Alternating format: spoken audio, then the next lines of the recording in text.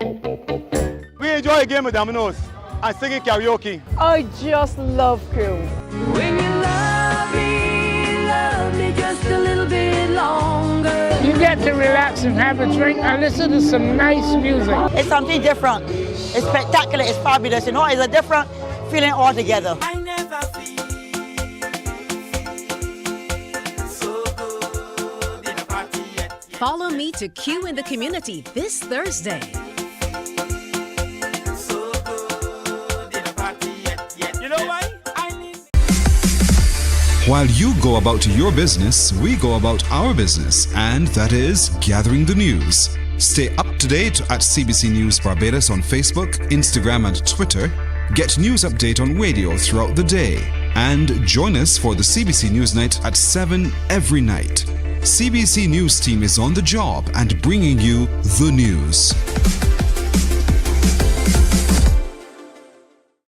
There is a saying, you can find a Bajan anywhere. Are you a Bajan living abroad?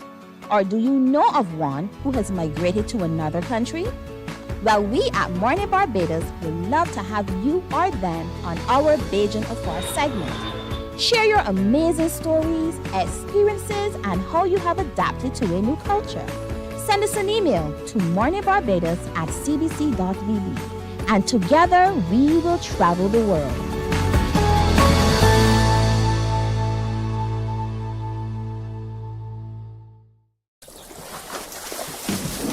From the beautiful shores of the gem of the Caribbean, Barbados, home of the amazing Harrison's Cave, the tantalizing Oystins Bay Garden, our historic garrison, the indigenous road tennis, and the friendliest people in the world. We are 94.7 FM, the ultimate Bajan experience. My friend, you don't plan to get it? Oh, Barbados. Hey, I'm KB Clean. Join me 6 a.m. until 10 a.m. right here at 94.7, the best and ultimate Bajan experience. My show is called Bajan to the Bone. Don't miss it, Bajan to the Bone. Weekdays right here and only here on 94.7.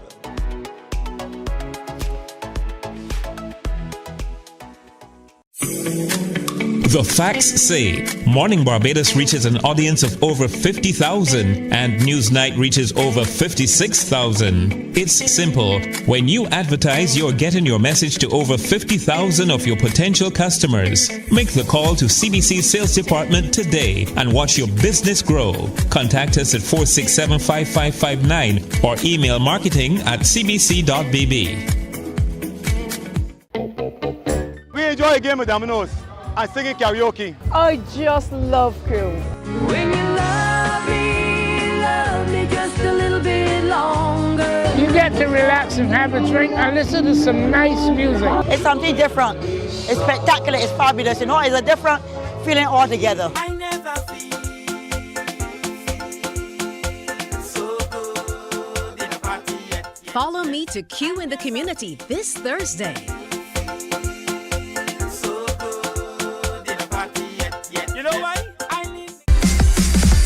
While you go about your business, we go about our business, and that is gathering the news. Stay up to date at CBC News Barbados on Facebook, Instagram and Twitter. Get news update on radio throughout the day. And join us for the CBC News Night at 7 every night. CBC News team is on the job and bringing you the news. There is a saying, you can find a Bajan anywhere. Are you a Bajan living abroad? Or do you know of one who has migrated to another country? Well, we at Mornin Barbados would love to have you or them on our Bajan Affair segment. Share your amazing stories, experiences, and how you have adapted to a new culture. Send us an email to morninbarbados@cbc.vb. And together we will travel the world.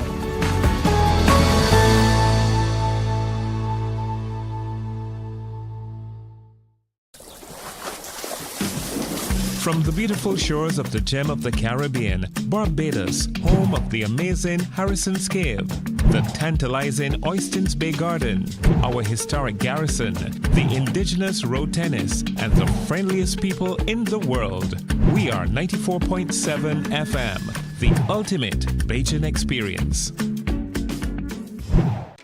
My friend, you don't plan to get it? Oh, Barbados. Hey, I'm KB Clean. Join me 6 a.m. until 10 a.m. right here at 94.7, the best and ultimate Bajan experience. My show is called Bajan to the Bone. Don't miss it, Bajan to the Bone. Weekdays right here and only here on 94.7.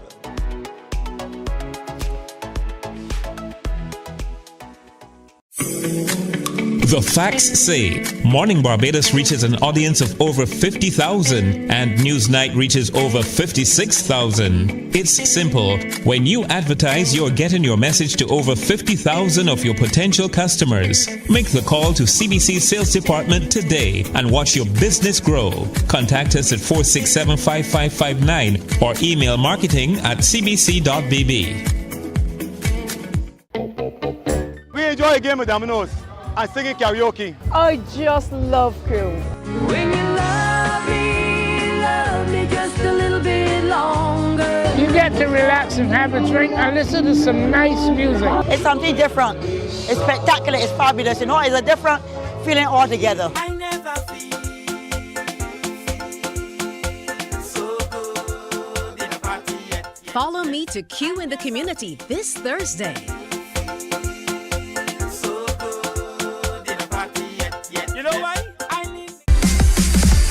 While you go about your business, we go about our business, and that is gathering the news. Stay up to date at CBC News Barbados on Facebook, Instagram, and Twitter. Get news update on radio throughout the day. And join us for the CBC News Night at 7 every night.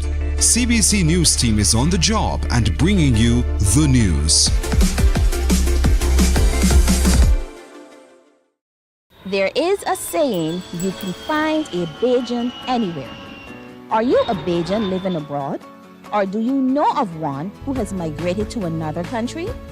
Well, we at Mornin Barbados would love to have you or them on our Bajan Affair segment. Share your amazing stories, experiences, and how you have adapted to a new culture. Send us an email to morninbarbados@cbc.bb. And together we will travel the world.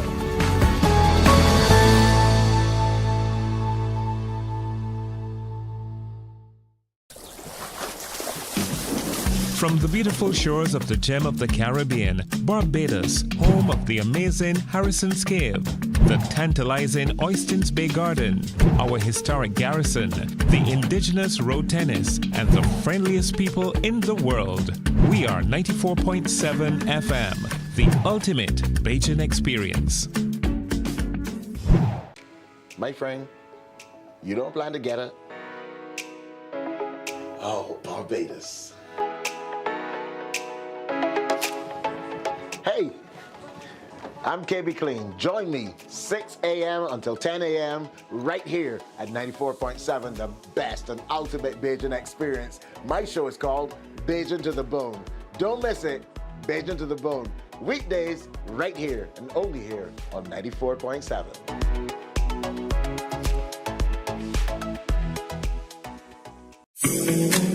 The facts say Morning Barbados reaches an audience of over 50,000 and Newsnight reaches over 56,000. It's simple. When you advertise, you're getting your message to over 50,000 of your potential customers. Make the call to CBC Sales Department today and watch your business grow. Contact us at 467-5559 or email marketing@cbc.bb.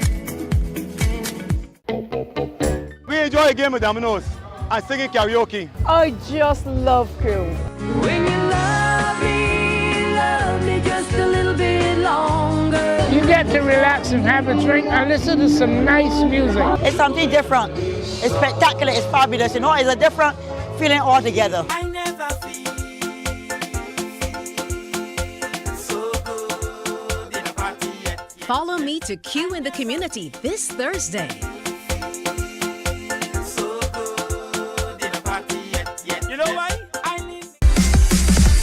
While you go about your business, we go about our business, and that is gathering the news. Stay up to date at CBC News Barbados on Facebook, Instagram, and Twitter.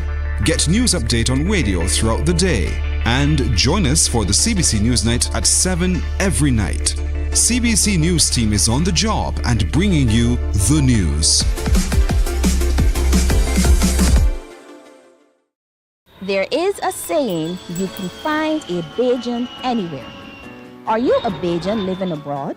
Or do you know of one who has migrated to another country?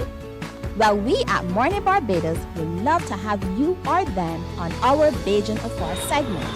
Share your amazing stories, experiences, and how you have adapted to a new culture. Send us an email to morninbarbados@cbc.vb. And together we will travel the world.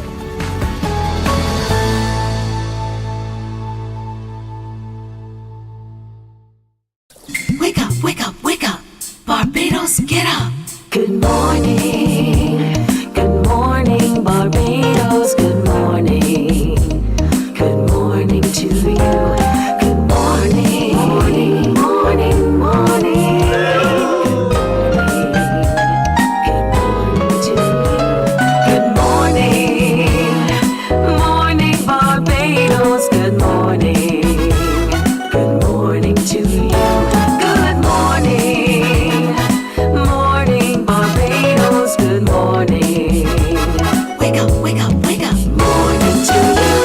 Good morning to you on this Thursday, October 24th. Wonderful to have you in company.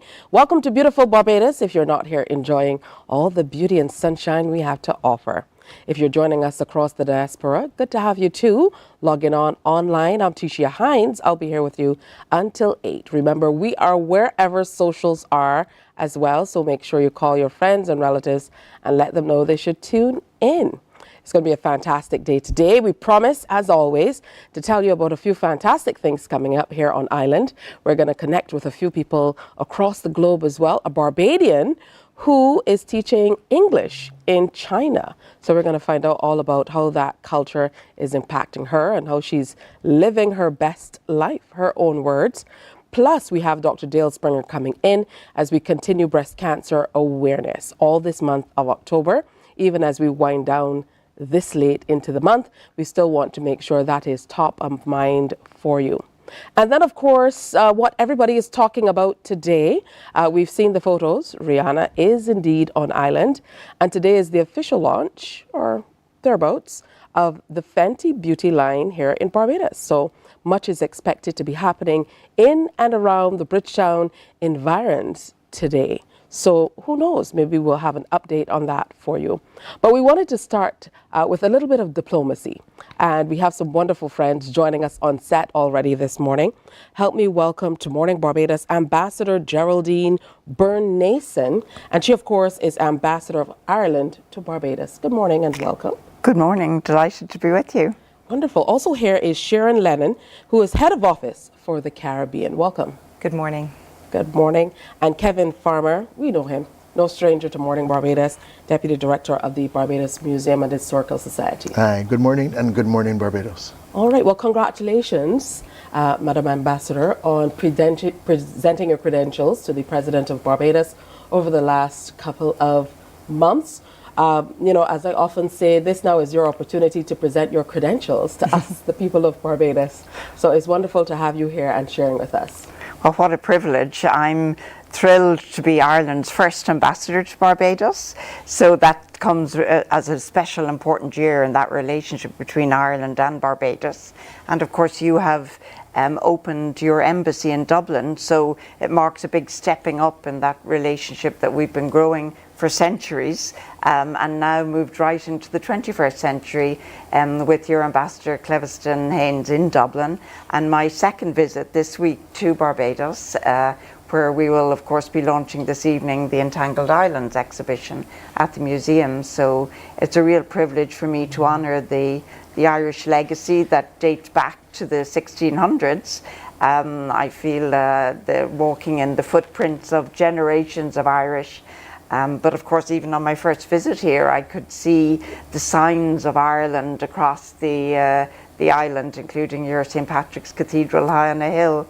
So I feel very much that what was maybe a troubled history in terms of confrontational, challenging times for Irish who came here, not by choice initially, but have now become part of your community, and looking forward to a very much a building forward in the partnership. Absolutely wonderful, and it's great to have you in the signature green as well. How about that? As we were saying before we came on air officially, Entangled Islands, very, very interesting for me. Quite a provocative title, as is expected. So for us, Mr. Farmer, tell us a little bit about this relationship and the launch coming up. Well, the launch happens tonight at the museum. Entangled Islands, yes, is a provocative title, but it's a title that's apt to describe roughly 3 centuries of entanglement and entwinement of peoples who have been placed here not by choice, forced in some instances, kidnapped and trafficked in another, and how they came to be here. And we must remember some of the earlier revolts in Barbados were a combination of indentured Irish and Scots and enslaved Africans who wanted to be free. Because at the end of the day, none of us wish to be held in any type of oppressive bondage. And what this exhibition does is really explore that history, not only in Barbados, but throughout the region. And then bringing it to almost to the contemporary. Because this is a collaboration with EPIC, which is the Irish Migration Museum, which has been adjudged one of the best museums in Europe almost 5 years in a row, from recollection. So to have this collaboration with them, no pun intended, is quite epic for us. and at the same time allowing us to engage in and speak a bit more about that Irish-Barbados connection within the overall exhibition, which will be open to the public tomorrow and runs for the next 6 months. So 9 to 5, Monday to Saturday, persons can come through and see the exhibition at the museum and begin to untangle the entanglement and begin to understand it better. All right, love that. Ms. Shannon, in your role as head of office for the Caribbean, how do you see initiatives like this working to continue to build the relationship between the Caribbean, not only Barbados, but Caribbean and Ireland? Yeah, thank you. I mean, I have the much envied position of being Ireland's woman in the Caribbean and building these relationships, and Barbados certainly is front and centre of that. Culture and connection and people is the basis of everything Ireland does in the diplomatic sphere, be it trade and investment, be it educational links. Everything stems from the people-to-people connection, and I'm working hand in glove with the ambassador on resurrecting those links and those knowledges of the Irish who came before, as the exhibit and Entangled Islands will show, and then looking at what are the Irish on Ireland doing now, what are Bajans in Dublin doing together, and how can we make those connections work for the benefit of our peoples in an economic sense, in a political sense. We work together so seamlessly in many areas, in the United Nations, in New York, in the European Union, where Barbados is, I think, first among equals of the Caribbean community engaging with that organisation, which Ireland holds very dear. And now with the new embassy in Dublin, we're seeing really interesting initiatives where in Dublin from the Barbadian community, here in Barbados from the Irish community, that we can really, really work together. The Caribbean story, I think, is one of energy and one of real dynamism at the moment, and Ireland wants to be a greater partner and a greater friend and a greater part of that story and that realising of destiny. That's beautiful. Ambassador, what do you want Barbadians to take away from this exhibition, and how do you hope it shapes the way they look at Ireland, not only from an historical perspective, but certainly from a current worldview? Well, I mean, what we were hoping to register is a spirit that will emerge from this exhibition that says that we want to honour the legacy of those Irish who came here, but importantly how they integrated and built themselves into a community here in Barbados. And that's the platform that we're working on today. You heard Sharon speak about our interest in trade and investment. Your own Prime Minister arrived in Washington as I left this week to present Barbadian views at the World Bank and the IMF. We share a constituency in those important financial institutions. Ireland is a partner, particularly for small island states. Ireland is a small island herself. We're just over 5 million people in the government, the country that I represent.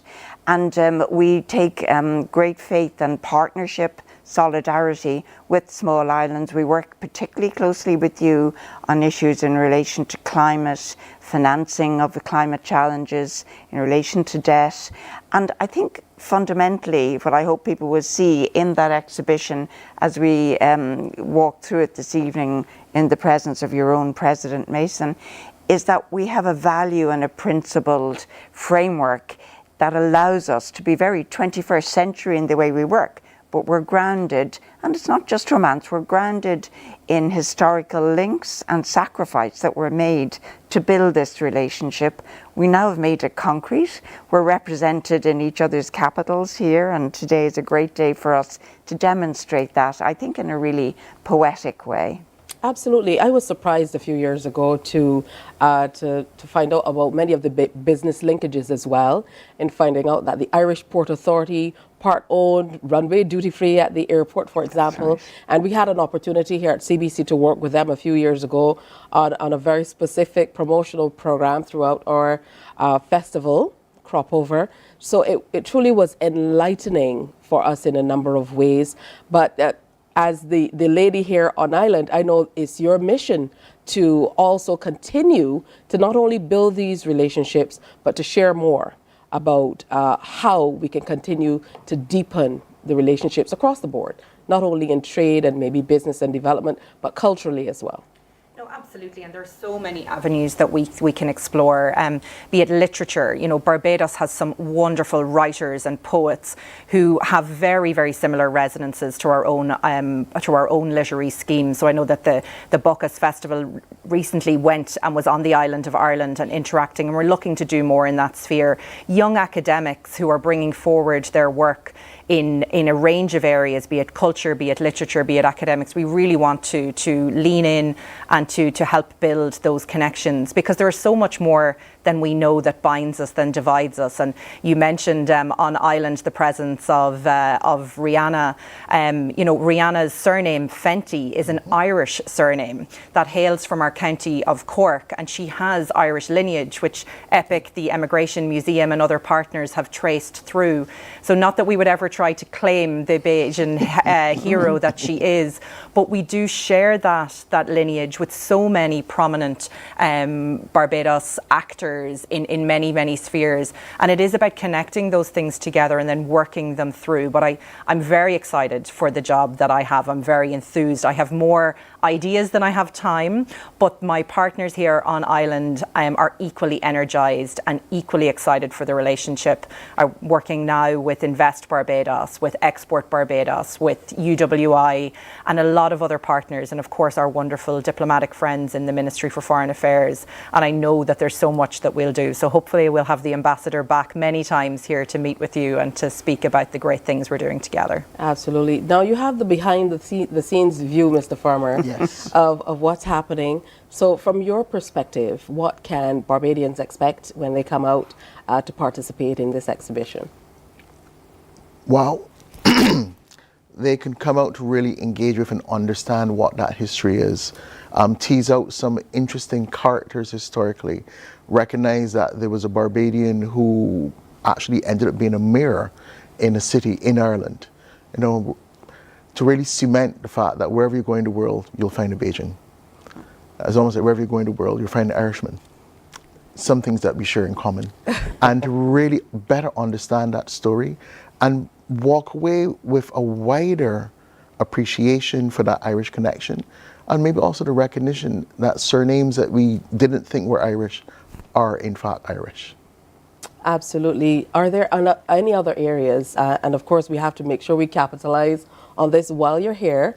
I know for each ambassador they have their specific areas that they would like to develop and maybe move forward during their tenures. Are there any other areas that you are looking toward developing not only here in Barbados but across the Caribbean as we deepen this relationship? Well, you know, Ireland is a very dynamic. We may be small, but we're often known as a feisty little island. And I think we see that we're met with that same ambition right across the Caribbean.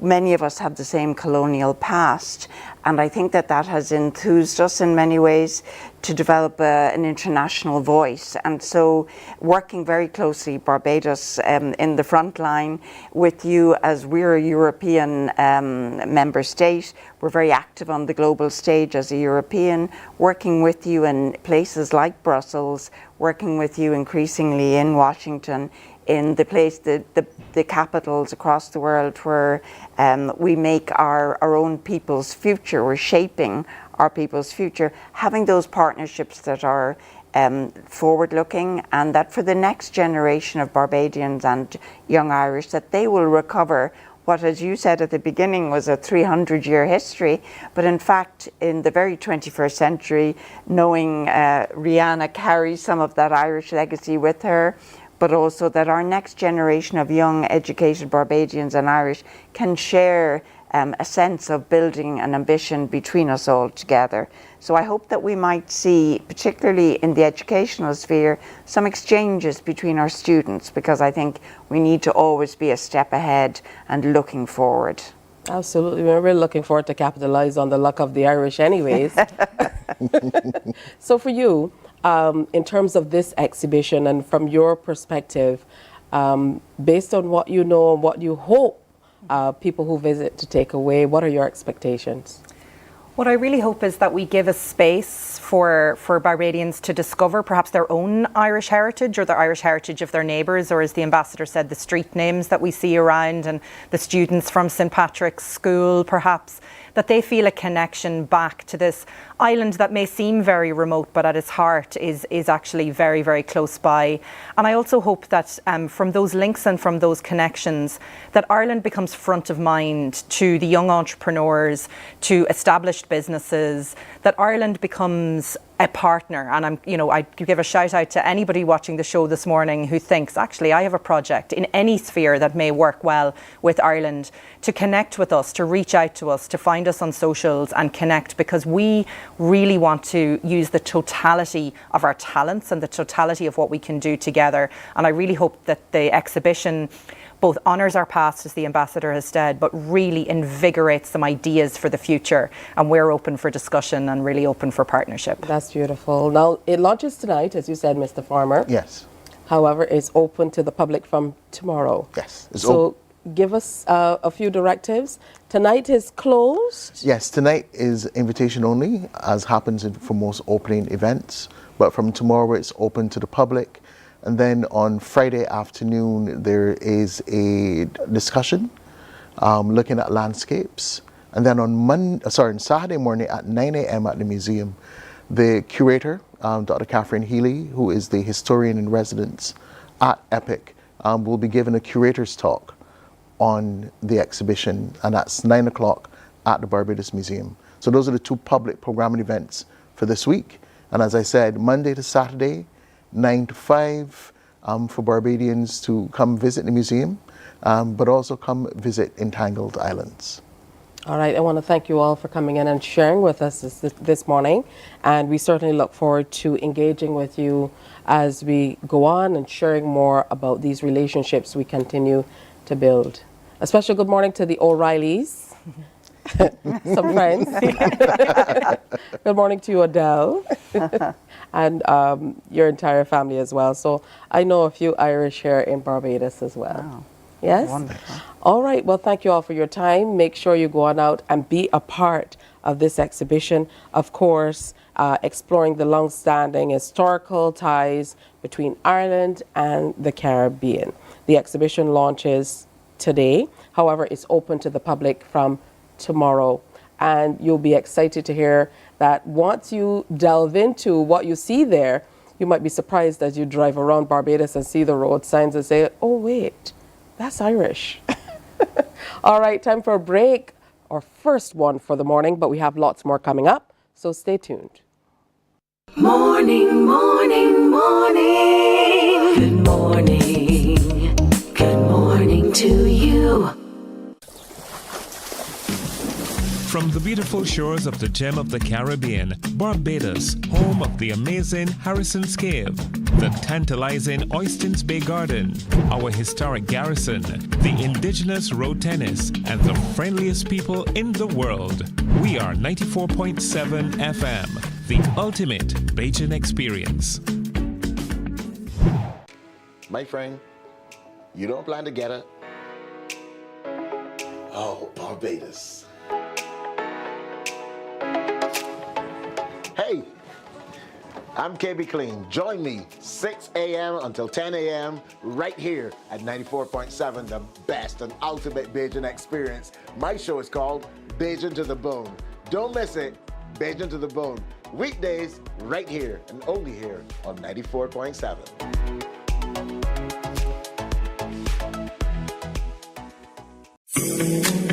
The facts say Morning Barbados reaches an audience of over 50,000 and Newsnight reaches over 56,000. It's simple. When you advertise, you're getting your message to over 50,000 of your potential customers. Make the call to CBC Sales Department today and watch your business grow. Contact us at 467-5559 or email marketing@cbc.bb. We enjoy a game of dominoes and singing karaoke. I just love crew. When you love me just a little bit longer. You get to relax and have a drink and listen to some nice music. It's something different. It's spectacular. It's fabulous. You know, it's a different feeling altogether. I never feel so good in a party yet. Follow me to Q in the Community this Thursday.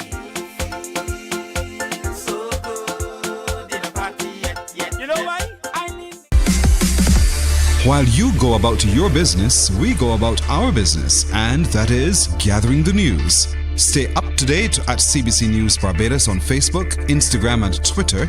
Get news update on radio throughout the day. And join us for the CBC News Night at 7 every night. CBC News team is on the job and bringing you the news. There is a saying, you can find a Bajan anywhere. Are you a Bajan living abroad? Or do you know of one who has migrated to another country? Well, we at Mornin Barbados would love to have you or them on our Bajan Afar segment. Share your amazing stories, experiences, and how you have adapted to a new culture. Send us an email to morninbarbados@cbc.bb. And together we will travel the world.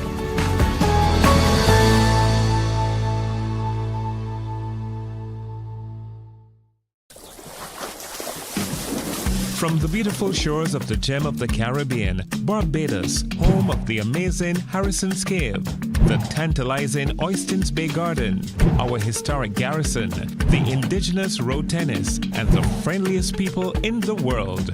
We are 94.7 FM, the ultimate Bajan experience. My friend, you don't plan to get it? Oh, Barbados. Hey, I'm KB Clean. Join me 6 a.m. until 10 a.m. right here at 94.7, the best and ultimate Bajan experience. My show is called Bajan to the Bone. Don't miss it, Bajan to the Bone. Weekdays right here and only here on 94.7.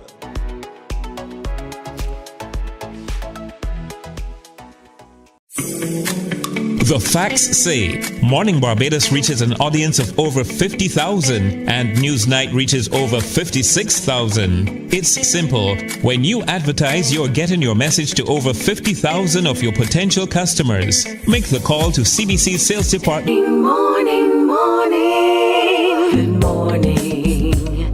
Good morning to you.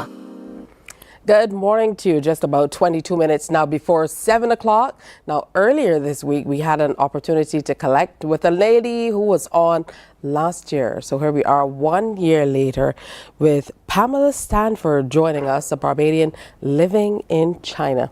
Good morning to you, Pamela. Good to see you 1 year later. Good morning, Barbados, and good morning, Tisha. I'm happy to be back. For those who don't know, tell us how you came to be living and working in China. Well, I came to China from 2018, so I've been here for quite a while. I came here because I felt that my island was too small and I wanted to see the world. So I started to research, where can I go? And I wanted something different from the same old USA, UK, Canada. I wanted to challenge myself to be in a total different culture. So I happened upon the opportunity to come here in China and I took it. So I'm here since. How have you been acclimatizing? I mean, a lot of people would be challenged by the language barrier to start, cultural differences maybe, but that hasn't been your experience. No, I haven't. My biggest challenge here is finding someone to do my hair. Yes. But in terms of, as I said before, technology is very advanced here, and you can use your translators to translate your messages, whatever information you want. You can scan, say, for example, a menu when you go to a restaurant to see the English translation. So it's quite easy. I don't find any challenges here whatsoever in terms of language barrier. And you're well poised to talk about that because, as I understand it, you're also teaching English. Yes, I am. I was teaching university, but I recently moved to teach international school here. So I'm teaching high school now. So that transition, is still coming along, I should say. International schools are much more work. In our universities, my workload was quite low. So sometimes I work 3 or 4 days a week, just like 2 or 3 hours a day. Here at international school is like working in Barbados. You have to work a 8 to 5 job. Tell me about it. uh, what are people asking you about Barbados and the Caribbean? Because I would imagine there are lots of people who still haven't heard about your very little island. Right. So I came to this school about three months ago. So with my new students now, I know how to tell them about Barbados and the Caribbean. They never heard about Barbados before. Many Chinese, from time they see a black person, they think you're from Africa. So, I let them know that there are black people all over the world, living all over the world, and they're this small, tiny, beautiful island called Barbados.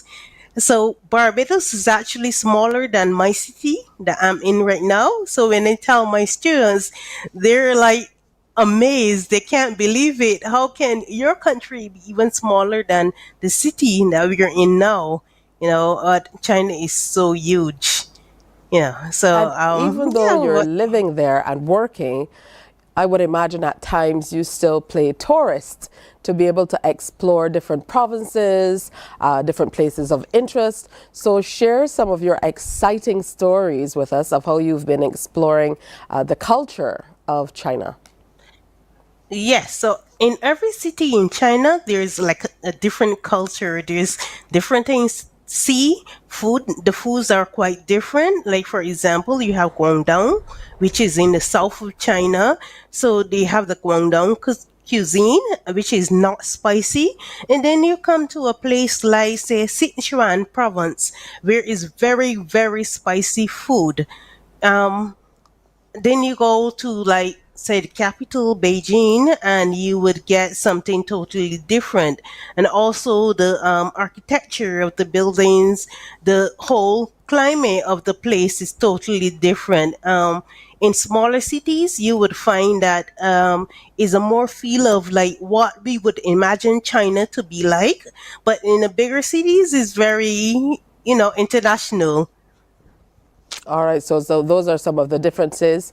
What about exciting cultural stories from you I'm sure some of these instances where you've met people who want you to share about your background and your culture as well, bring up some really interesting and maybe fun stories.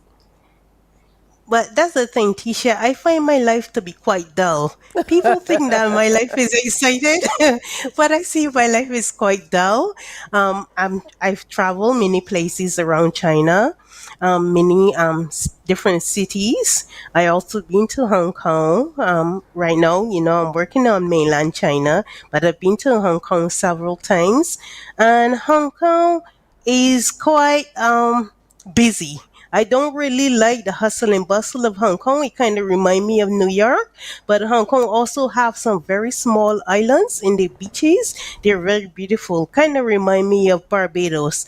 And there are some pockets of places around China that are very similar to Barbados, like for example, a place called Sanya.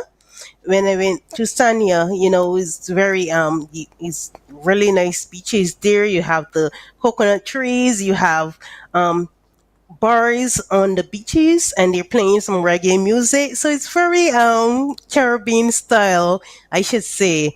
Um well, I've been to other Asian countries, as I mentioned before, like Japan and South Korea, Vietnam, Cambodia, Thailand. I've been to all these other places. But since I came back last year, because I visited Barbados last year, and I came back last year in November, I haven't been outside of China, but I plan to go to Bali for my winter vacation in January. What do you miss most about home when you're in these way bigger cities? Honestly, I'm afraid to say it. I don't really miss home. I don't really miss home. I don't know. I never really program myself, I should say, to like miss things. So I don't feel like there is anything beside my family that I miss, of course. But like material things and places like restaurants and stuff I don't miss. When I first came, of course, I miss like the chefette and the chicken barn and places like that. You adapt to wherever you go. So my life is quite simple here. I adapt quite easily to whatever, eat whatever I can. So life is not difficult for me here. It's just kind of boring. So is it all that you expected then? Because you said you wanted to move away from Barbados because you felt as though Barbados was too small for you and you wanted more, you wanted grander, you wanted bigger. Is it all you expected? Yes, it is. But I have not stopped seeing bigger yet, or the world, because my plan is to travel the world. I've been to, over 50 countries around the world, and I'm still going. So China is not my final stop, of course. I plan to, explore more. Next year, summer vacation, I plan to go to Ghana. Yes, I'll go back to Africa as well to see what is there to explore as well. So I want to say, that I am stuck here in China, or this is my final stop. There's a lot more for me out there, and I intend, to explore and take advantage of whatever opportunities I can get. You're sending me some real mixed signals. I don't know how to read all of this because on the one hand, you tell me I don't miss anything about Barbados except my family. I used to think about chouette and chicken barn, but not really. I eat what I like now. And then you say, oh, my life is so boring, but I've been to 50 countries. Which is it? I mean, there's so much going on with you, seemingly. No, it's boring in terms of because I moved to smaller cities, so you don't really get a lot of foreigners here. So you're just surrounded mostly by locals. So life can get kind of boring a bit. You want to see other variety, other people, experience other cultures as well. So I should say kind of monotonous for me. It feels that way, going to work, especially now that I have the 8 to 5 job. You know, you just go to work. When you finish work, you come home, then you prepare and then go back to work again. So that is not really the kind of life I really wanted for myself, because I like the freedom of how I was at the university, where I had a basically free schedule to move around as I want. So I guess being here at the international school make it seem kind of monotonous to me, and getting me into that kind of mindset that I'm actually working a job. Okay, so you didn't want to feel like you Before- were working a job. Right. Before I felt more like free and carefree to yes. Now I feel like, I have to go to work at this time, come home at this time, so I feel kind of boxed in. But international schools come with very good benefits, and the pay is much higher. The quality of teaching is even better. So there are some benefits to it as well. All right, it was wonderful connecting with you. Is there anyone here in Barbados you'd like to say hello to before you sign off? Yes, I want to say hello to all my family, my mom and dad, and my sisters and brothers at the Salvation Army Church. I want to say good morning to you guys and all my friends out there. Thank you so very much. Good stuff. Where are you from here in Barbados? I am from Boscobel in St. Peter. You ever heard of Boscobel? Of course. Come on. I've heard of everywhere in Barbados. If I've ever heard of Boscobel. Okay. Yes, All right, you have a I good hail one. from Boscobel. Good catching up Thank you with so much, Tisha. Wishing you the very Thank you best, very Pamela. much. And thank you, Barbados. Thank you for having me. Absolutely. So Pamela is a Barbadian living in China. We had an opportunity to speak with her a year ago, and we are checking up 1 year later. How about that? Interesting stuff. Definitely a Barbadian everywhere you go across the globe. It's time for another break here on Morning Barbados. Just about 10 minutes to go before the 7 o'clock hour. Do stay with us.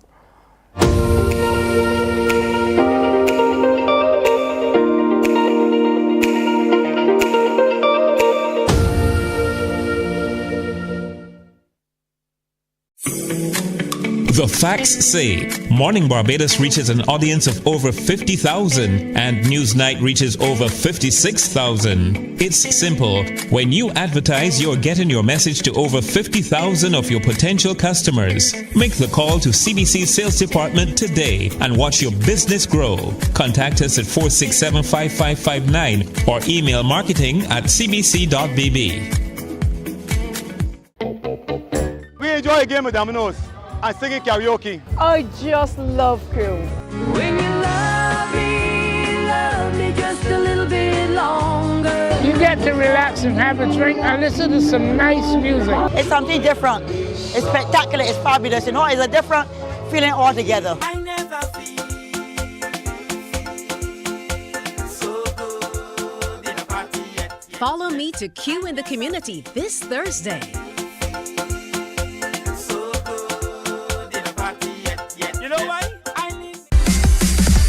While you go about your business, we go about our business, and that is gathering the news. Stay up to date at CBC News Barbados on Facebook, Instagram, and Twitter. Get news update on radio throughout the day. And join us for the CBC News Night at 7 every night. CBC News team is on the job and bringing you the news. There is a saying, you can find a Bajan anywhere. Are you a Bajan living abroad? Or do you know of one who has migrated to another country? Well, we at Mornin Barbados would love to have you or them on our Bajan Affair segment. Share your amazing stories, experiences, and how you have adapted to a new culture. Send us an email to morninbarbados@cbc.bb. And together we will travel the world.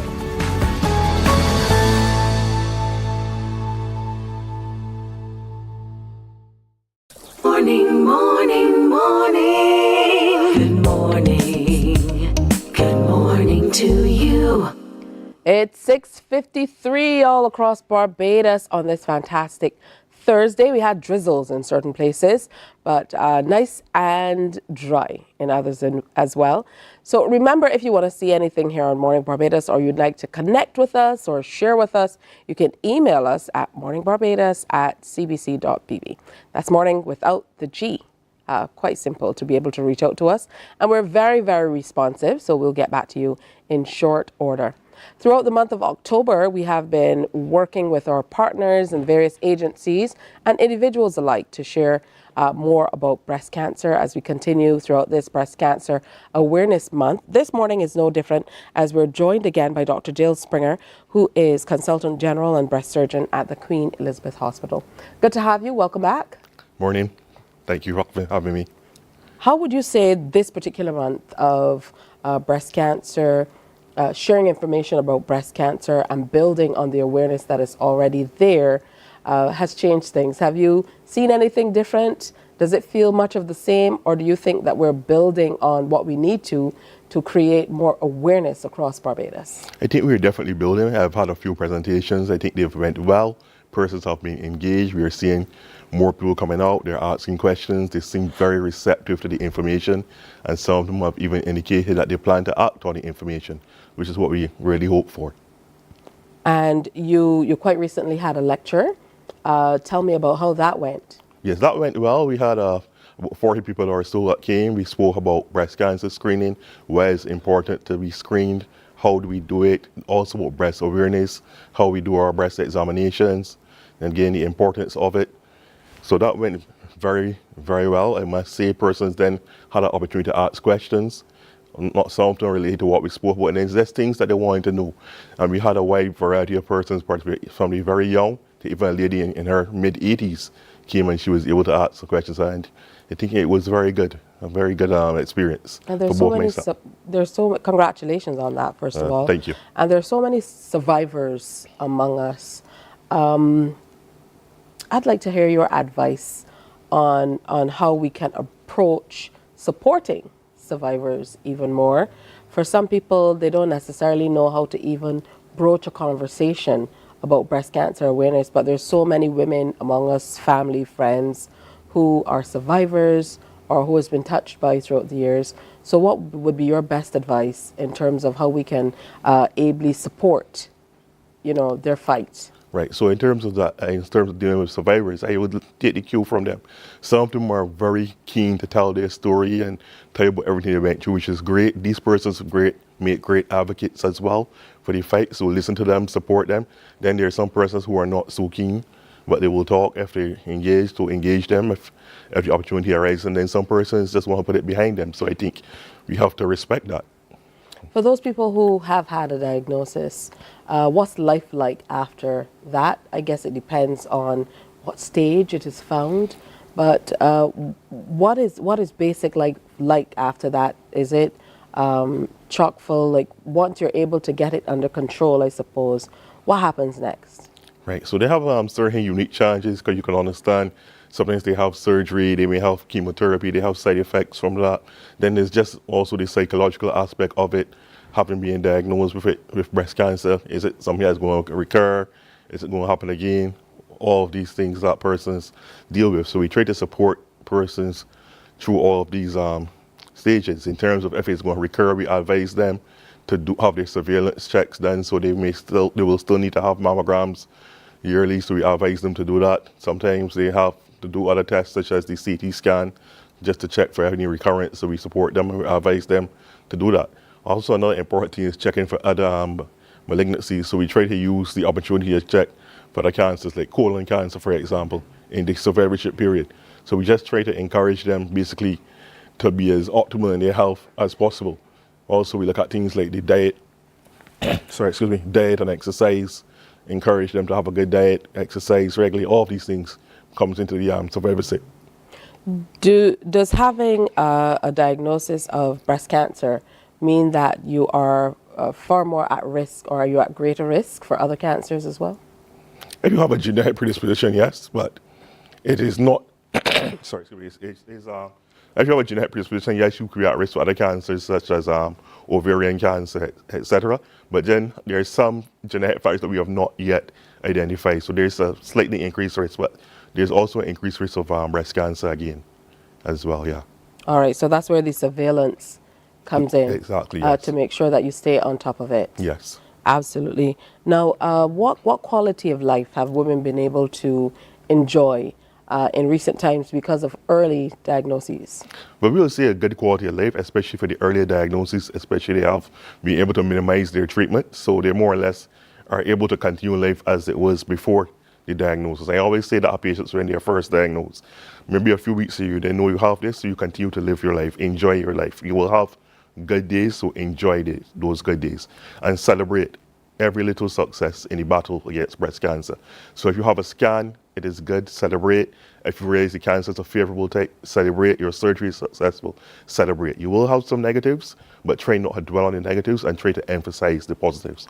Are there any new technological advancements with all we're hearing about how technology is growing, artificial intelligence and what's happening? Are there any new technological developments that survivors can look forward to that can help to enhance their quality of life? Yeah, in terms of the technology is really, and AI, artificial intelligence, is really being used with the imaging. So in terms of having the AI being used to assist in the interpretation of the mammograms. All right. So tell you what, we're going to take a brief break and come back and talk some more with Dr. Brathwaite about what's happening. Before we do that, though, we want to remind you that you definitely can go on down. It is still Pink Ribbon Awareness as well. And there are quite a few things that are being sold.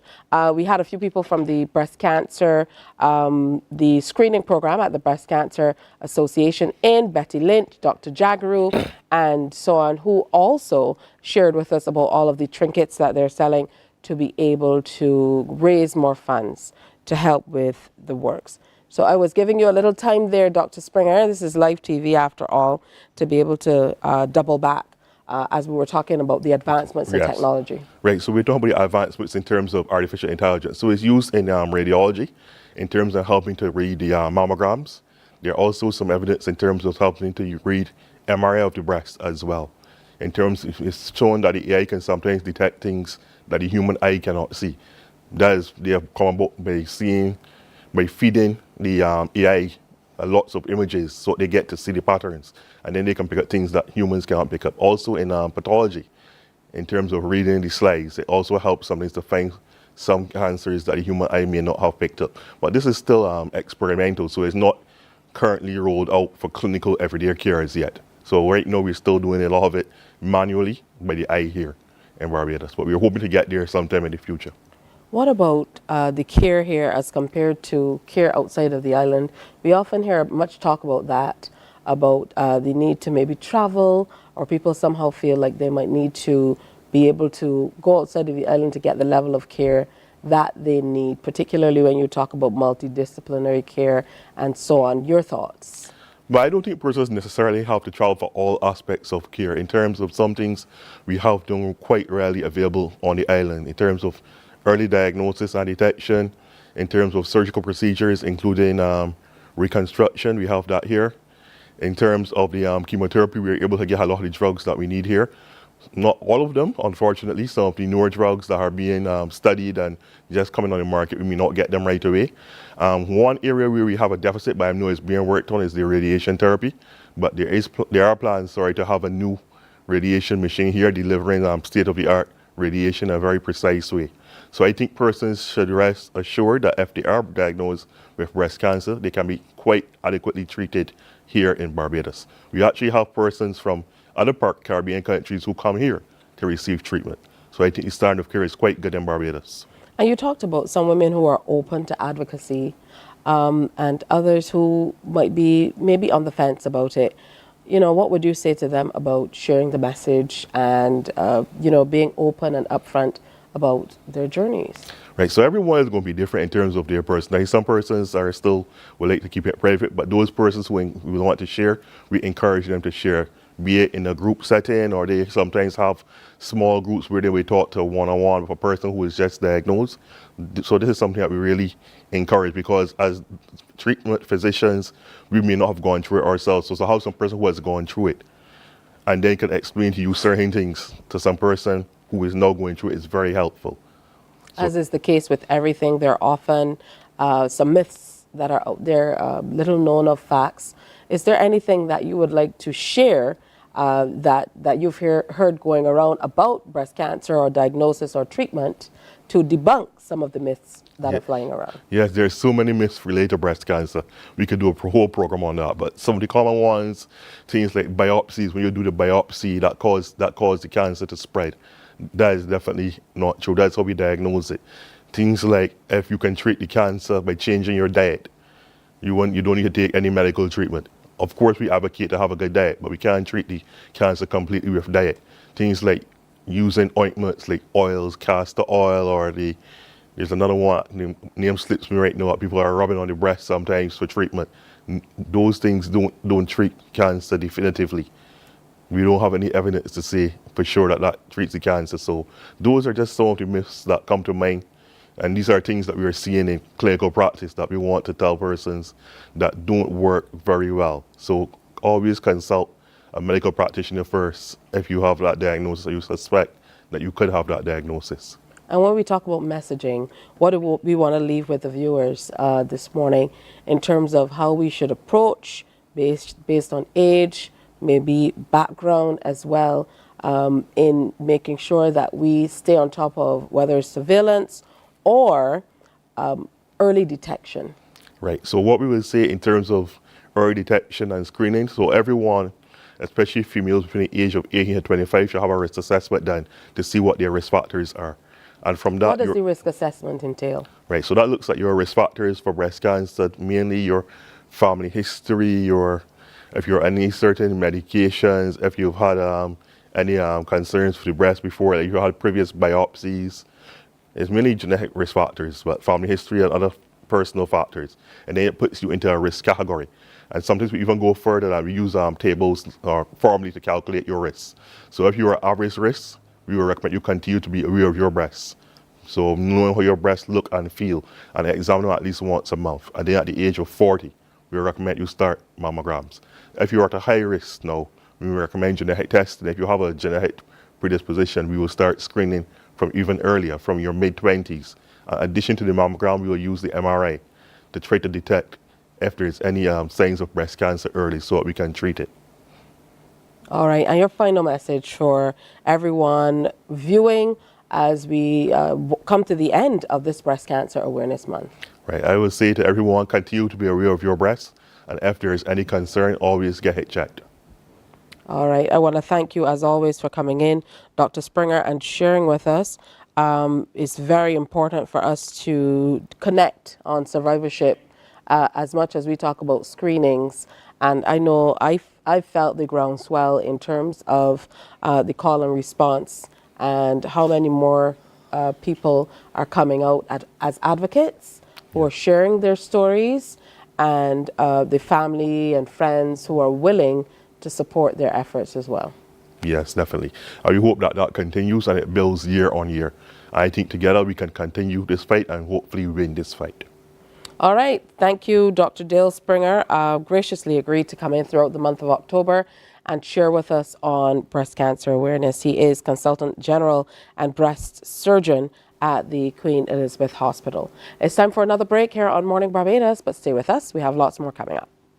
Morning, morning, morning. Good morning. Good morning to you. From the beautiful shores of the gem of the Caribbean, Barbados, home of the amazing Harrison's Cave, the tantalizing Oystins Bay Garden, our historic garrison, the indigenous road tennis, and the friendliest people in the world. We are 94.7 FM, the ultimate Bajan experience. My friend, you don't plan to get it? Oh, Barbados. Hey, I'm KB Clean. Join me 6 a.m. until 10 a.m. right here at 94.7, the best and ultimate Bajan experience. My show is called Bajan to the Bone. Don't miss it. Bajan to the Bone. Weekdays right here and only here on 94.7.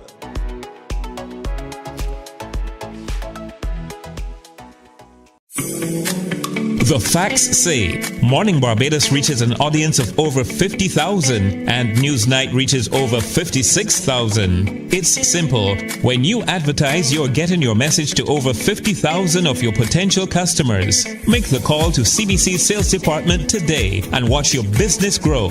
Contact us at 467-5559 or email marketing@cbc.bb. We enjoy a game with Dominoes and singing karaoke. I just love crew. When you love me just a little bit longer. You get to relax and have a drink and listen to some nice music. It's something different. It's spectacular. It's fabulous. You know, it's a different feeling altogether. I never feel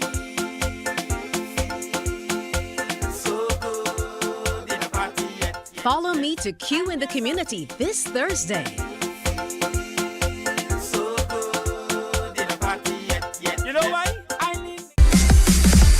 While you go about your business, we go about our business, and that is gathering the news. Stay up to date at CBC News Barbados on Facebook, Instagram, and Twitter.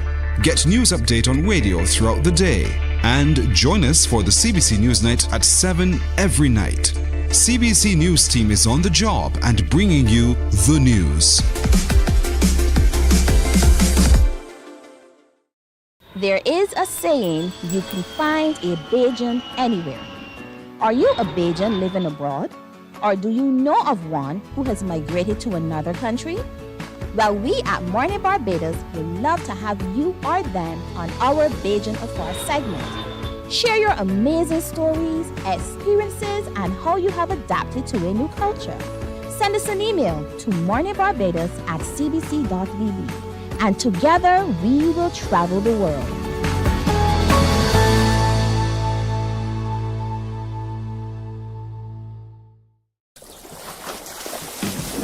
From the beautiful shores of the gem of the Caribbean, Barbados, home of the amazing Harrison's Cave, the tantalizing Oystins Bay Garden, our historic garrison, the indigenous road tennis, and the friendliest people in the world. We are 94.7 FM, the ultimate Bajan experience. My friend, you don't plan to get it? Oh, Barbados. Hey, I'm KB Clean. Join me 6 a.m. until 10 a.m. right here at 94.7, the best and ultimate Bajan experience. My show is called Bajan to the Bone. Don't miss it. Bajan to the Bone. Weekdays right here and only here on 94.7.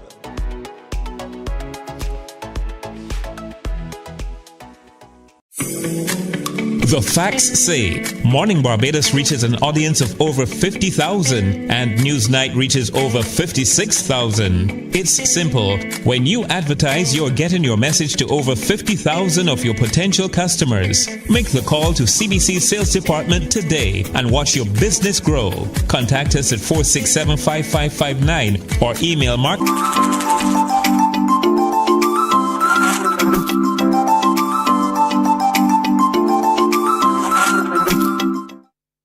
What's buzzing on social media? Well, for the first time in almost 20 years, Tyra Banks graced the Victoria's Secret fashion show.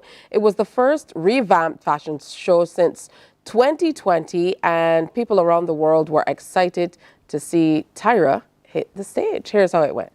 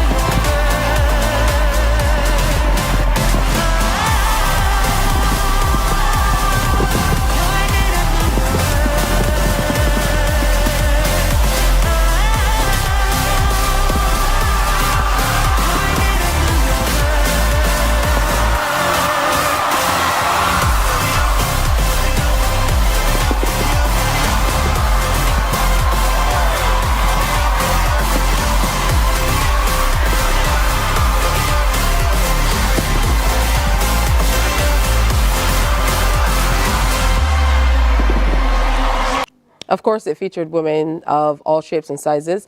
Ashley Graham to the right of your screen there that you were saying. And the buzz on social media is whether it was a hit. I say it was. All right, time for another break. When we come back, we meet some very important young people who are doing fantastic things in the world of cricket. Stay with us.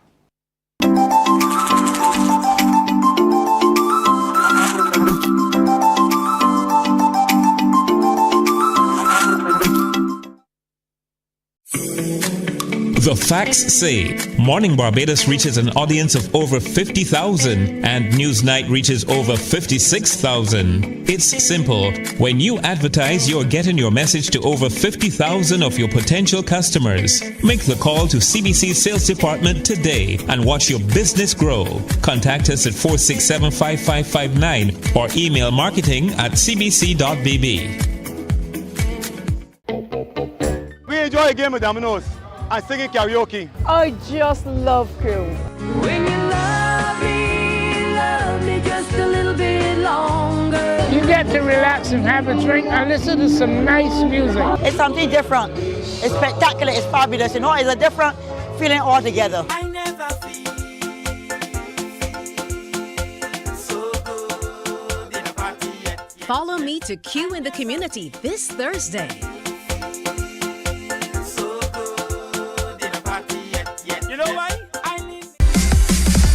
While you go about your business, we go about our business, and that is gathering the news. Stay up to date at CBC News Barbados on Facebook, Instagram, and Twitter. Get news update on radio throughout the day. And join us for the CBC News Night at 7 every night. CBC News team is on the job and bringing you the news. There is a saying, you can find a Bajan anywhere. Are you a Bajan living abroad? Or do you know of one who has migrated to another country? Well, we at Mornin Barbados would love to have you or them on our Bajan Affair segment. Share your amazing stories, experiences, and how you have adapted to a new culture. Send us an email to morninbarbados@cbc.bb. And together we will travel the world.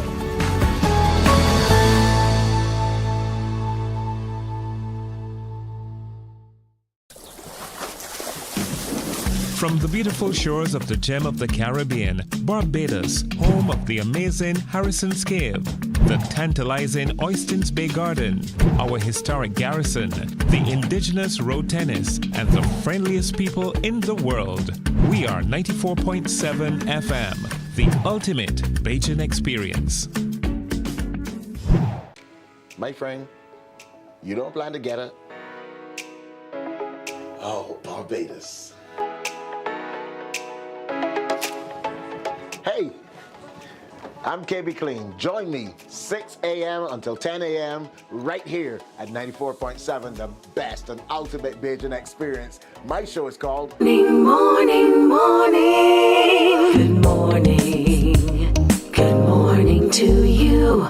We are pleased to have some of the most popular cricketers on island joining us on Morning Barbados this morning, and they're accompanied by Roderick Harmon, who is PE teacher at the West Terrace Primary School. So let me introduce you to the gentleman in studio today, a part of the West Terrace cricket team. We have Mr. Neymar Ford, also here, Jazario Adamson Ford. Hi. Any relation? No, please. Okay. Ronnie Watson. We also have Roger Barrow. Trey Shea is right here. And I feel like that's one name. I'm going to call you Trey Shea only because people call me Tisha Hines. It feels like one word. So I'm going to leave you at Trey Shea. And we also have Neil Broom here. And kind of same for Neil Broom. So, you know, good stuff. Congratulations to you, first of all, for doing so well in cricket. Thank you.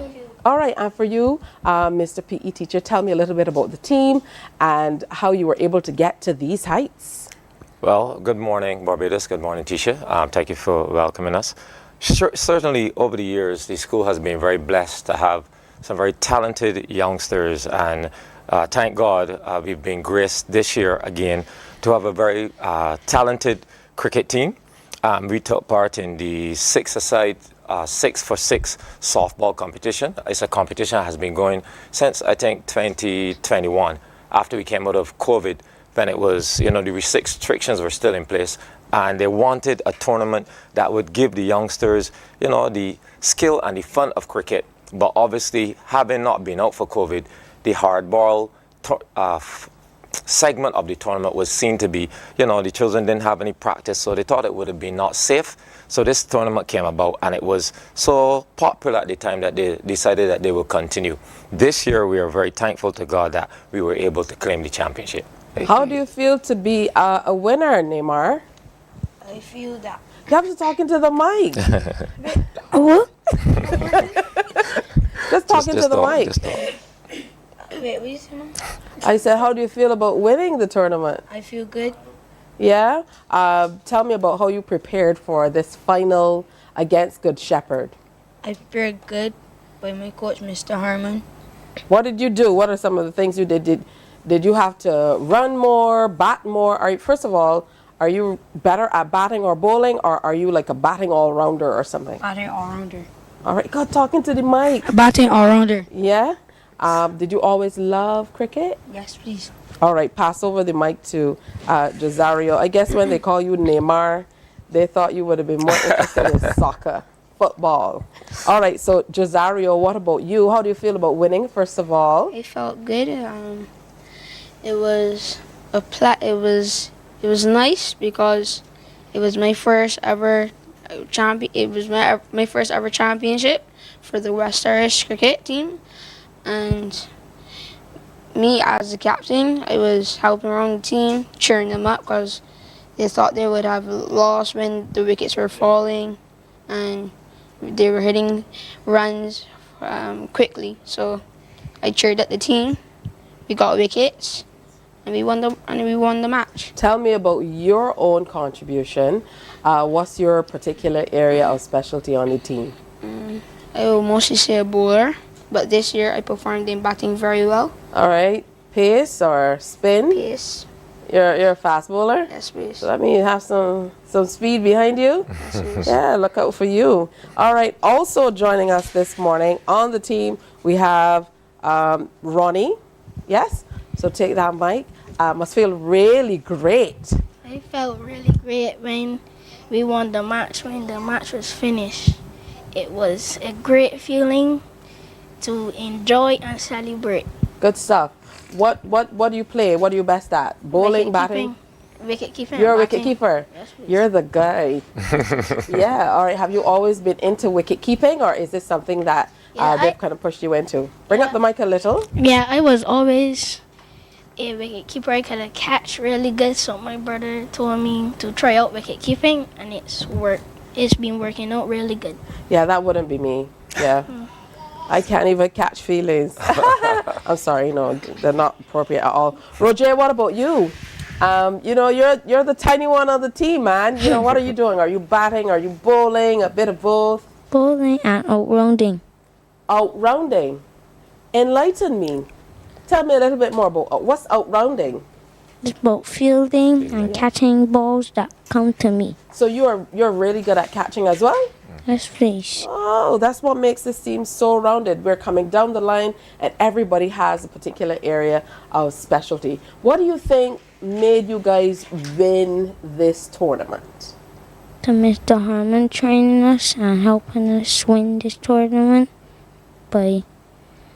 That's really good. And the parents too, right? That's right. Of course, the parents have to be there, bringing you to training and getting all this expensive gear. I would know a thing or two about that. I have a few nephews who fancy themselves cricketers. Okay, this side they're going to be very upset with me saying that. Okay, Trey Shea, my guy, who's also a prefect. Let me see that badge.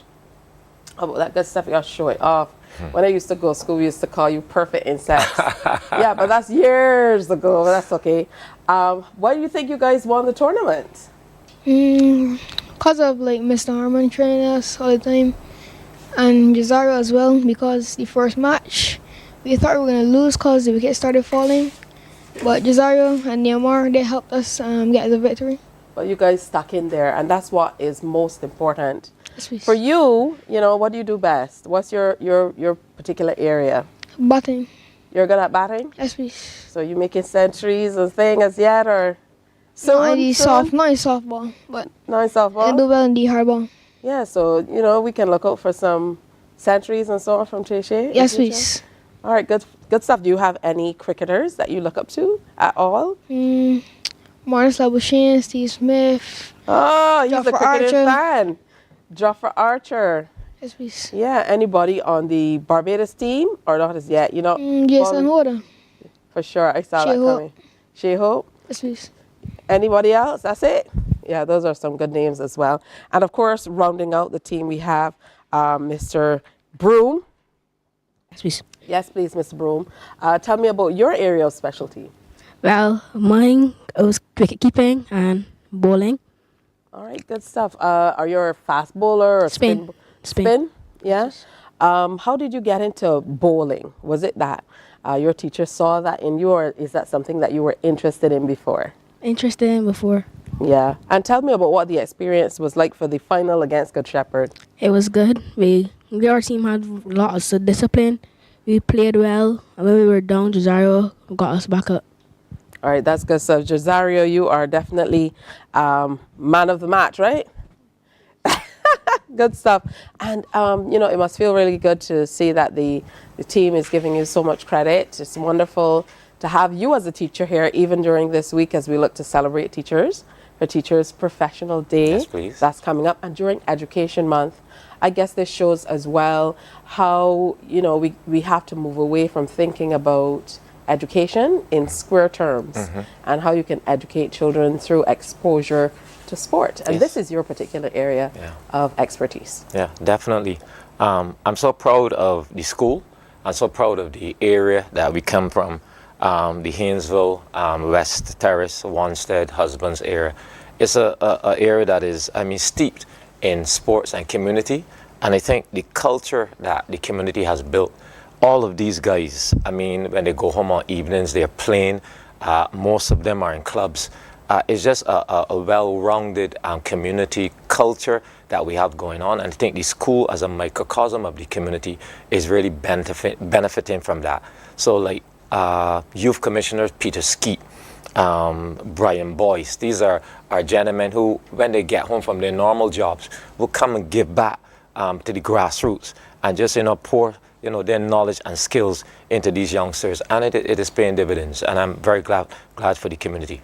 All right, congratulations to the West Terrace successful cricket team for this 6-for-6 yes, please. tournament. I look forward to seeing you guys moving on to the Center for Excellence, on to the junior national teams, the senior national teams, and then playing for West Indies.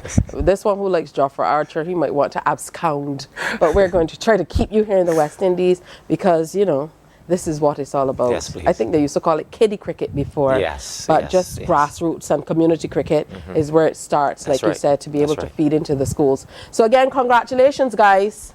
Thank you very much. All right, the future of cricket right here on Morning Barbados. And a big shout out to the parents, all with their phones. And there's a little baby in the back. Hi. Talking as well. Hey, it's time for a break. Just about 27 after 7. Stay with us.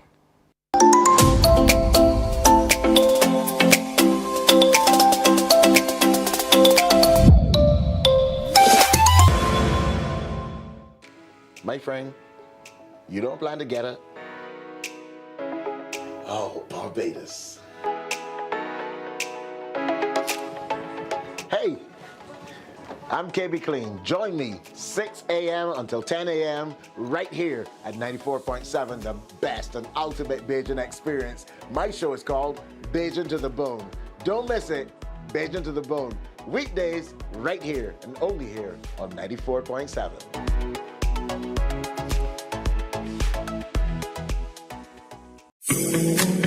The facts say Morning Barbados reaches an audience of over 50,000 and Newsnight reaches over 56,000. It's simple. When you advertise, you're getting your message to over 50,000 of your potential customers. Make the call to CBC Sales Department today and watch your business grow.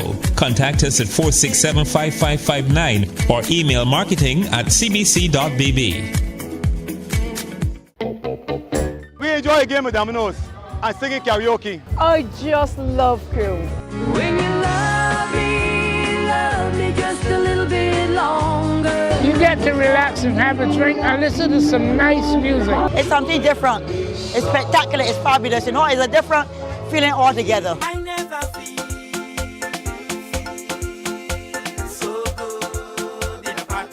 Follow me to Q in the Community this Thursday.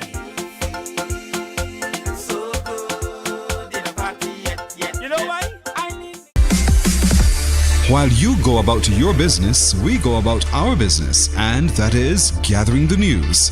Stay up to date at CBC News Barbados on Facebook, Instagram, and Twitter. Get news update on radio throughout the day. And join us for the CBC News Night at 7 every night. CBC News team is on the job and bringing you the news.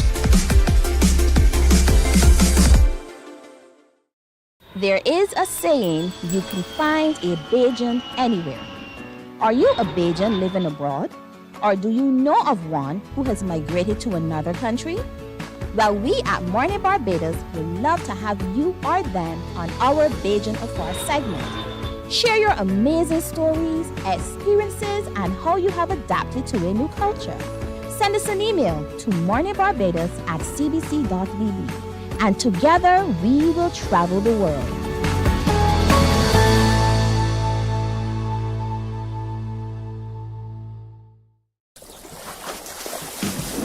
From the beautiful shores of the gem of the Caribbean, Barbados, home of the amazing Harrison's Cave, the tantalizing Oystins Bay Garden, our historic garrison, the indigenous road tennis, and the friendliest people in the world. We are 94.7 FM, the ultimate Bajan experience. My friend, you don't plan to get it? Oh, Barbados. Hey, I'm KB Clean. Join me 6 a.m. until 10 a.m. right here at 94.7, the best and ultimate Bajan experience. My show is called Bajan to the Bone. Don't miss it, Bajan to the Bone. Weekdays right here and only here on 94.7. Morning, morning, morning. Good morning. Good morning to you. So we told you about what was happening as they were preparing for going off to CAC, and they're back, and we have lots to celebrate. Where we talk about the winners of the big fitness competition that happened for CAC. Joining me this morning is Trudy Ann Bavell, who is back with some medals. First place in the Masters Bikini Fitness. I don't know how she can even be classified in the Masters category, but first place in Bikini Fitness Seniors, 164 centimeters, and Bikini Fitness Masters 35 plus. Congratulations. Well, thank you so much, Tishia. I know a lot of prep goes into being able to participate successfully in this sport. So talk to us about how you got in the frame of mind that you needed to be in, first of all, and then the shape that you needed to be to come out on top. Well, to come out on top is a great feat. That's the icing on the cake. Like, I did Roger Boyce earlier this year, and I didn't place as well as I thought I should. And, you know, there's a little bit of disappointment.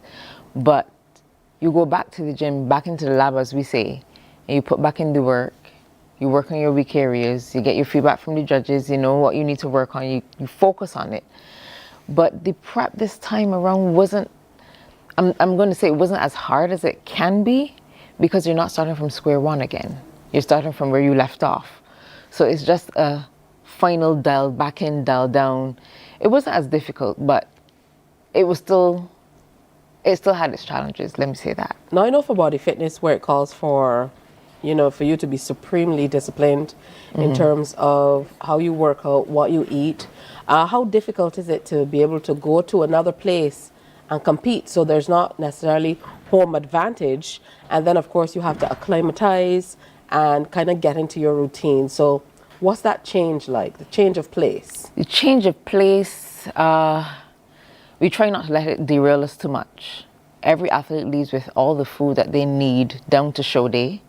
Every last meal, you try not to drink any water, not to have any outside influences. You stick to what you know worked for you leading up to the challenge. So the change of place isn't a great derailment because you're still dialed into your little zone. You're still eating all your meals that you've brought, you've cooked, you know exactly what's in them, fit your macros. So that's not, the hardest thing about it is stepping on stage, getting that 30 seconds over with, and knowing that, okay, you did everything you had to do and you left it all out there. And that you did. I mean, coming back with this first place at CAC means a lot. And these medals are so big and strong, they got their own seat on the couch. They needed a space. So they got their own space. Talk to us about the prep for the stage, because you talked about that 30 seconds. And that's really the culmination of lots and lots of work. Yes. From your body, I mean, they look for all types of things. So let's talk about, you know, what they're looking for you to be able to cop this first spot, first of all, down to, I know the costuming is pretty expensive and is very important.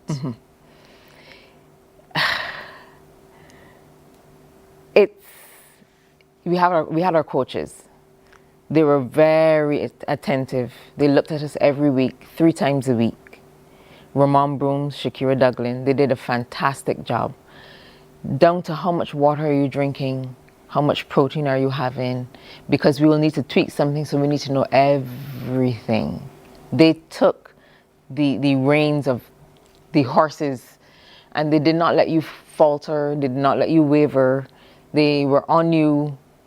You have to do this, lift your chest, lift your hip. They covered everything. The costume, as you say, is an investment. I would not tell you exactly how much mine cost. I've heard that they're in the thousands sometimes. Yes. But thousands of dollars for the bikinis. Indeed so. But it was beautiful. I called her the perfect fire because it was red. There was some fiery aspects to it. It needed to be showed off immense. Like, I had that since Roger Boyce. Wow, and a lot of them are custom made. They are. They have to be. Yeah. And that's why they're so expensive. But they're made specifically to be able to show off certain positives about your body as well. Yes, it must fit a certain way. It is ideally supposed to, you know, enhance what you've worked on.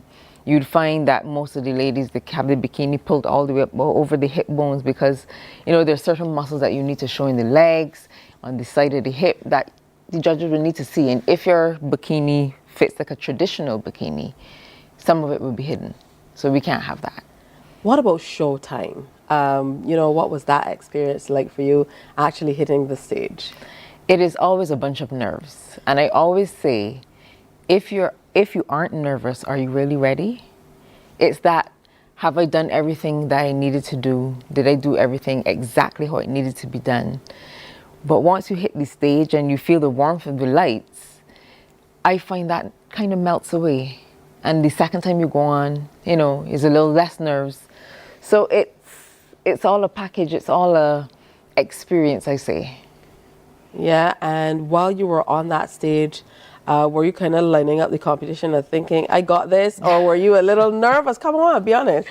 I'll be honest with you, I try hard not to look around because I've had the coaches say, you know, when you look around, you tend to forget what you should be focusing on. Yeah. You know, you might tend to, and you forget that you have to, you know, be upright. So I try not to look around. I let them deal with it. Look at the judges. Eye contact with the judges is what I find I focus on when I'm on stage because they're looking at me. So I'm looking at them, every last one of them. Eye contact. Yeah, make a connection. What are you working toward? I know that for a lot of fitness models, for a lot of people in bodybuilding, and we're sorry that we couldn't have Bakaya here with us this morning. He's a little under the weather. Hope you're feeling better. But he is another winner as well. Yes. And I've known Bakaya from since he was a child. Oh, wow. So, you know, it's wonderful to see him performing at this level as well. So for you, you know, what are you working towards? Some people want that pro card. There are other people who, you know, they just enjoy the sport. What's it to you? I do enjoy it immensely. People tell me I glide across the stage. When I get there, there's nothing better than gracefully going across the stage and displaying what I've worked on. But yes, the pro card is always in the back of my mind. It is something that you aspire towards because that is your signal you've moved on to the next level. While I was so close this time, I'm not disappointed because it gives me another chance to further perfect my stage, my presentation, so that the next time I'm on stage is undeniable. That's good stuff. What's the next stage that you're working toward? Hopefully Roger Boyce next year, May 2025. And that's going to be here like tomorrow. In no time. Are you able to kind of relax at any given time and say, I am just going to take it easy, I'm not going to be as strict with everything, or are you constantly, because I know this is a lifestyle and Yes, it has it to is. be for you to be successful. I will take a little time and enjoy the Food and Rum Festival a little bit before I go back into my training. But you don't ever really stop.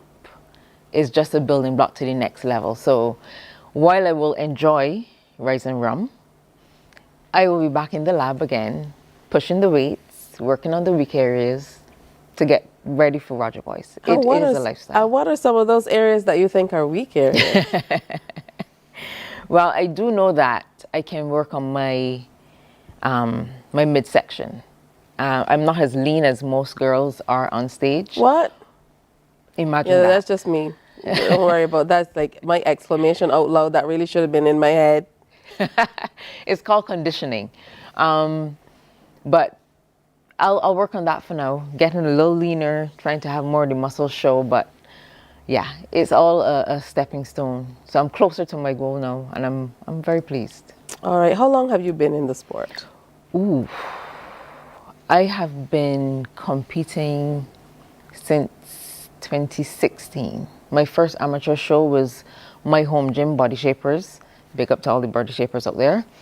Yeah, they had their first in-house in 2016. That was my very first show. This is, wow. Has it gotten easier as you've gone through the process, or has it gotten more difficult?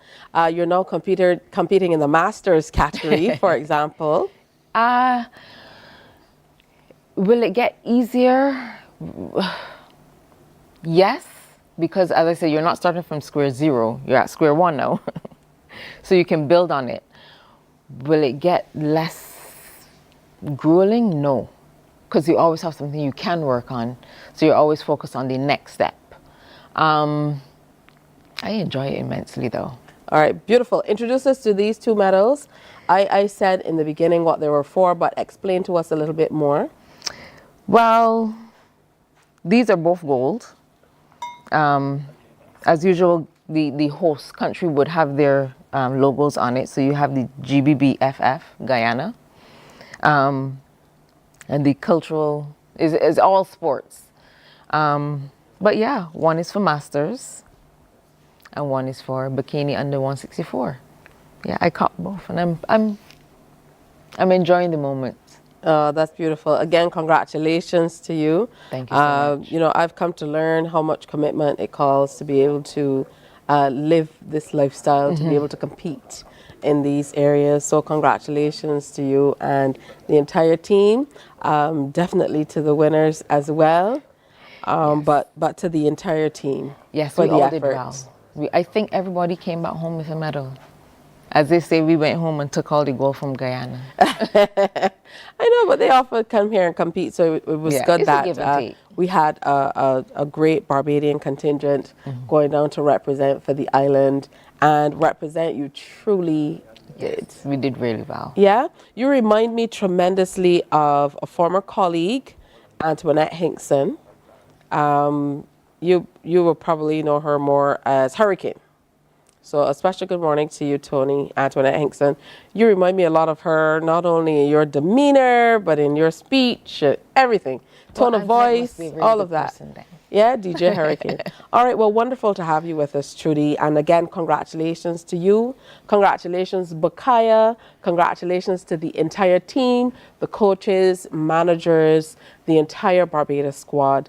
Wonderful showing at CAC this time around, and we look forward to all that will come later. All right, thanks for your time today. No. All right, time for another break. When we come back, we're talking about the I Am conference that's coming up specifically for not the masters, the younger ones. Stay with us. Morning, morning, morning. Good morning. Good morning to you. My friend, you don't plan to get it? Oh, Barbados. Hey, I'm KB Clean. Join me 6 a.m. until 10 a.m. right here at 94.7, the best and ultimate Bajan experience. My show is called Bajan to the Bone. Don't miss it. Bajan to the Bone. Weekdays right here and only here on 94.7.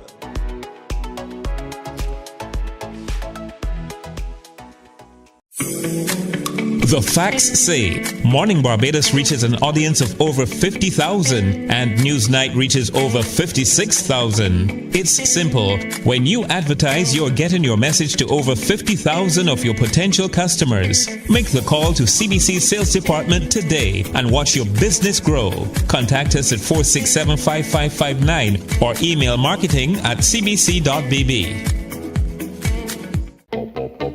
We enjoy a game of dominoes and singing karaoke. I just love crew. When you love me just a little bit longer. You get to relax and have a drink and listen to some nice music. It's something different. It's spectacular. It's fabulous. You know, it's a different feeling altogether.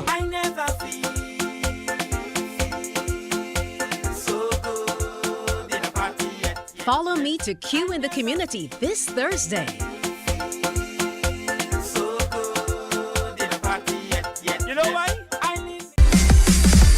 While you go about your business, we go about our business, and that is gathering the news. Stay up to date at CBC News Barbados on Facebook, Instagram, and Twitter. Get news update on radio throughout the day. And join us for the CBC News Night at 7 every night. CBC News team is on the job and bringing you the news. There is a saying, you can find a Bajan anywhere. Are you a Bajan living abroad? Or do you know of one who has migrated to another country? Well, we at Mornin Barbados would love to have you or them on our Bajan Affair segment. Morning, morning, morning. Good morning. Good morning to you.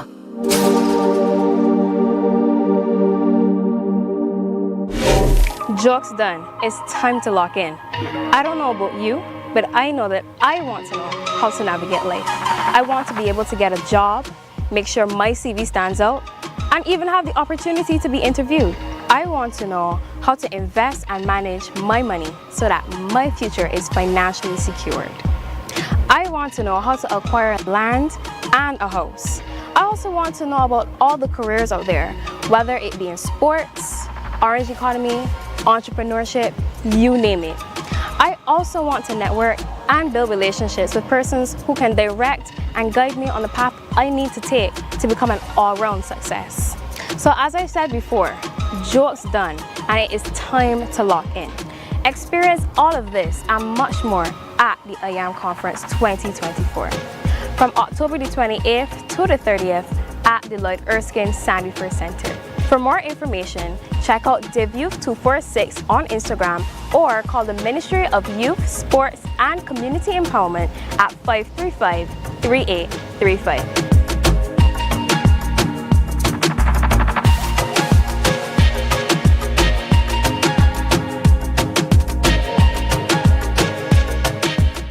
Year of the Youth. That's exactly what it is. And the I Am Conference is coming up. To tell us more, we have Michelle Harding back with us today. And she's Project Manager, Year of the Youth Secretariat. Yes, good Great to have you morning, back Tisha. on Morning Barbados. Thank you. I'm And glad to also be here, here. we have Jamal Smith, who is Consultant Sports Development. Welcome. Morning. Good morning, All right, Tisha. Jamal is like, this is just way too early to Too be early. on TV. Definitely. Yeah, you'd prefer to do Good Night Barbados? I prefer the evening shows, yes. Pay me no attention. The I Am Conference is coming up, and it's wonderful that we're celebrating as we celebrate youth as well. How important is it to have a conference at this time in Barbados where we're seeing so many challenges with our youth? It's not different from what we've seen in different years, but in terms of the challenges that are coming, they're a little different based on the world we exist in. That's right. And in the world that the younger people exist in. I always say that they're Caribbean children live in a very North American or extra Barbados Caribbean environment. And it's important that they be able to determine for themselves, who am I? Where do I want to go? How do I get there? What's available that I can take advantage of? And so the I Am Conference tends to put all of that emphasis. This is the second iteration. Last year we did it under the heading again of the Commonwealth Year of the Youth. We're culminating, the Year of the Youth ends now in October. This is our last hurrah. I think tomorrow's people, as I call them, need to have every opportunity. We tend to think that when we were younger, we knew where we were going to go. It was very basic. You got a good education, got a good job, that was it. Now jobs are so widespread. There are jobs in sports, there are jobs in the orange economy, there's AI and there's coding. How do I navigate? And then also, how do I regulate who I am? How do I manage my emotions? Those are the things that we want to touch on in the I Am Conference. Under the broad headings we have of health and wellness and financial literacy and wealth management. Because young people came to us and they said, we want to know how to make wealth. We want to know how do we navigate the entrepreneurial space in Barbados. So, employment and employability, they want jobs. They want specific types of jobs. They want information about those jobs. They want to know the soft skills that they need to have. What does my CV look like? So, CV writing clinic, putting you face to face with an HR professional. You have your CV, they can go through it and tighten it up for you. If you don't have your CV, they can start you on the journey of what should be in your CV, and you leave with that tangible outcome. You're dressed for the job. You've got your degree, you've got your CXCs, or your, as they call it now, CSEC. But you want to know, what else do I need? You need your national insurance number. You need a bank account. You need your TAMIS number. Sometimes you need your national ID because you've only got your junior ID. All of those services are loaded into the conference, and you can leave again with actually coming to the conference, sitting down with persons from the ministries and BRA, and leave with your documents in hand. Everything in check is, that's beautiful, because sometimes it can take such a long time for young people to be able to navigate that space, even moving into the work environment and figuring out, okay, I need a TAMIS number. How do I get it? How do I move forward? You're dealing specifically, Jamal, with sports development, and this is an area that I know needs a lot of work when it comes to not only the way that sports people are able to operate, but how we view sports people in Barbados.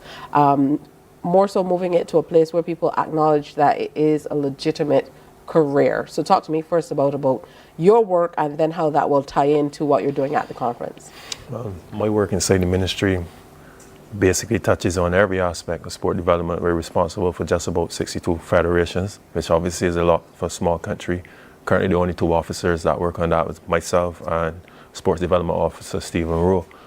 So our day-to-day usually, well, myself, I more tend to be on the project side of things. So like Michelle came to me and she said she needed us to do a sports showcase for careers. So that became my project. Sports Development Officer Rowe, he usually does the admin side of things. He is the institutional knowledge. So we work in tandem to produce these things. So for the I Am Conference, for instance, we decided that we would try to illuminate as many careers as possible within the time frame. and we came up with basically 6 areas that we will focus on. So it's not exhaustive, but it is hopefully enough to give the young people an idea and sensibility of what is out there for them. And important to note is that we're not focusing only on the Barbadian market. I think what happens is people, obviously there are not many jobs in sports in Barbados, and that is pretty much correct, because as you know, only a few federations have their paid secretariats and so on. But there is a lot out there. And what we've decided to do is try to tell the stories through featured videos of the Barbadians who are actually actively working in the sports field.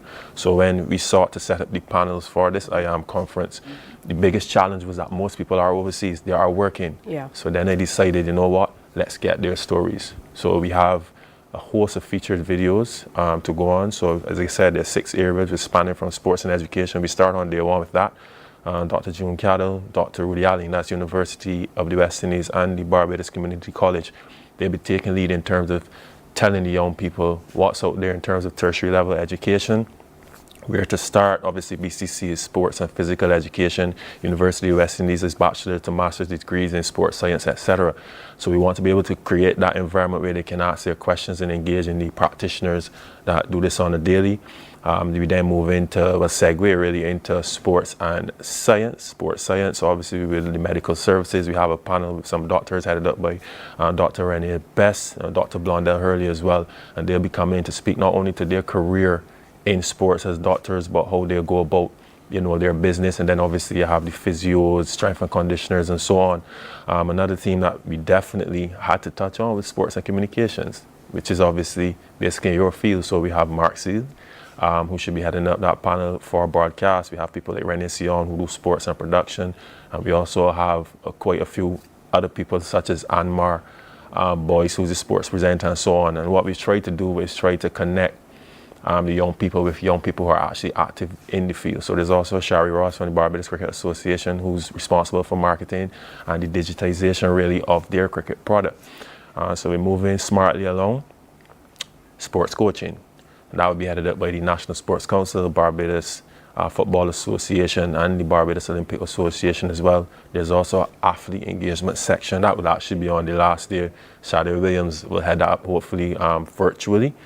And that should be good as well. So we decided just, you know, to give them an idea of what it is from the athlete perspective and how also to prepare. So we also have a chairperson for the Olympic Association there as well, Kevin Williams, to share his ideas and thoughts on how to go around that. So there's many, many panels. We are looking really to just illuminate the fact that the industry is wide. Yeah, and to cover just about everything. What do they need to do to participate? To participate, you just need to register. Registration is through the social media links. That is Div Youth 246 on Instagram or Youth Affairs on Facebook. If you're having a challenge, you can definitely give us a call at 535-3835, or you can call 832-8118, and an officer is going to be ready to assist. We will send the links to you via WhatsApp. We'll send it to you via email. That's primarily how we've been doing it. And that's all. Everything about the IAM conference for the young persons aged 16 to 35 is completely free. You just need that registration is your ticket to get in. Oh, wonderful. You know, all the young people, you know, tell them about it. I'm going to round up all the little ones around me, all of the young people around me to participate in this as well. It truly can be a game changer in terms of how they will be able to navigate the world of work and determine who they are. I love the name as well, I Am. And you get to fill in the blanks through the conference. So thanks again for coming in and sharing with us. Michelle Harding, Project Manager for Year of the Youth Secretariat, and Jamal Smith, Consultant, Sports Development in the Ministry. Thank you both. Thank you. Thank you. All right, time for a break. When we come back, we wrap up today's program. It's already heading up to 8 o'clock. Stay with us.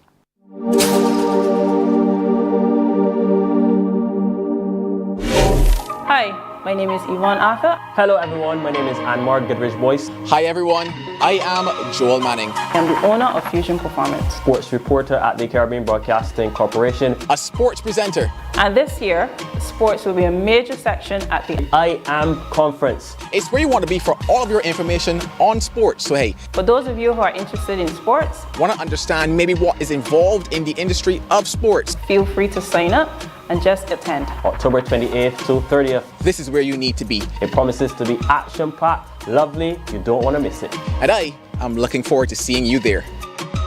The IAM Conference 2024 is the place to be, October 28th through to 30th at the Lloyd Erskine Sandyford Center. So for more information and to register, follow the Division of Youth Affairs on Instagram at DivYouth246, Facebook at the Division of Youth Affairs, or feel free to call us at 535-3835. This is an initiative of the Ministry of Youth, Sports and Community Empowerment. Morning, morning, morning. Good morning. Good morning to you.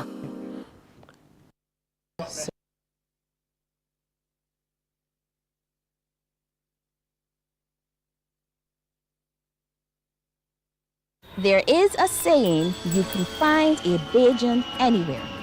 Are you a Bajan living abroad? Or do you know of one who has migrated to another country? Well, we at Mornin Barbados would love to have you or them on our Bajan Afar segment. Share your amazing stories, experiences, and how you have adapted to a new culture. Send us an email to morninbarbados@cbc.vb, and together we will travel the world.